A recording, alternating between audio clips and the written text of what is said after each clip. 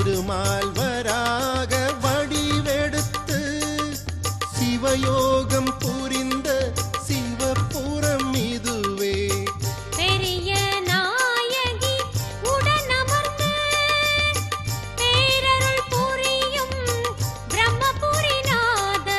திருவடி மலரை மனமலரில் நினைப்பவர் பவவினை விலகிடுமாமே. சிரபுர நகரிரை தமிழ் விரகன் திருமுறை இசையால் நலம் பெறுவோமே.